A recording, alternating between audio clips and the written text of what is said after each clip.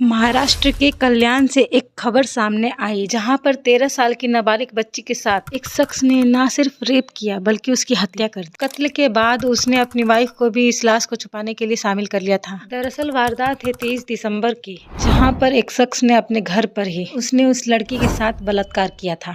अब उसे समझ में नहीं आ रहा था कि अब इस लड़की के साथ करे भी तो करे क्या। इसके बाद अपनी वाइफ को बुलाता है और पूरी वारदात बताता है कि उसने इस तरह से 13 साल की बच्ची को पास के ही मोहल्ले से किडनैप करके लाया था, जिसके बाद उसने उस लड़की के साथ अपने ही घर में गलत काम किया था।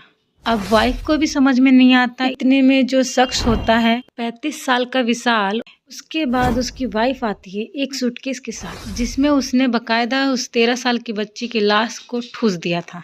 दरअसल जो विशाल है उसने अपनी वाइफ को कहा था कि अगर तुम इस अपराध में, इस वारदात को छुपाने में मेरी मदद नहीं करोगी तो मैं तुम्हें छोड़ दूंगा और ये सारा कुछ तुम्हारे ऊपर मढ़ दूंगा। जो वो औरत होती है वो डर जाती है। जिस तरह से विशाल ने उस लड़की को वहां पे मारा था, उसकी लाश को छुपाने के लिए वो राजी हो जाती है। अब दोनों सूटकेस में लड़की की लाश को भरते हैं और वो सूटकेस को लेकर ऑटो की मदद से चले जाते हैं। एक भीमंडी का सुनसान इलाका होता है, वहाँ पर वो लड़की की डेड बॉडी को डंप करते हैं। जो महिला है वो बुलढाना अपने मायके की तरफ निकल जाती है। दूसरी ओर जो शख्स होता है मेन कल्प्रिट विशाल, वो अपने घर की तरफ निकल जाता है। दोनों अपने रास्ते अलग कर लेते हैं। जिसके बाद लड़की के घर वाले पुलिस थाने पहुंचते हैं। ये कल्याण के कोलछे वाले पुलिस थाने पहुंचते हैं, जहां गुमशुदगी की रिपोर्ट दर्ज कराते। 23 दिसंबर 4:30 बजे के बाद से ही उनकी बेटी घर पर नहीं आई। इसका एक सीसीटीवी वीडियो सामने आया है, जिसमें साफ तौर से दिख रहा है कि वो लड़की अपने घर से निकलती है।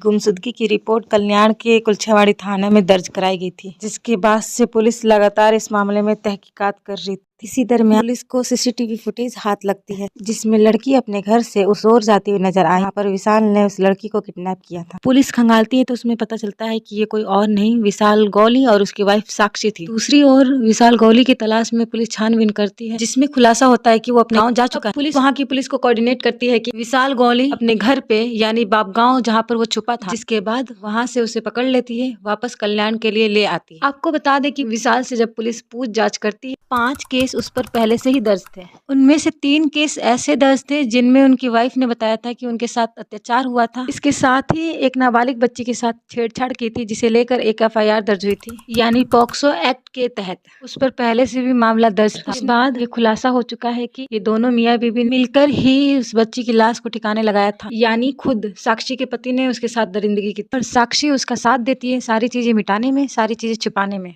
जिसके बाद दोनों को पुलिस गिरफ्तार कर चुकी है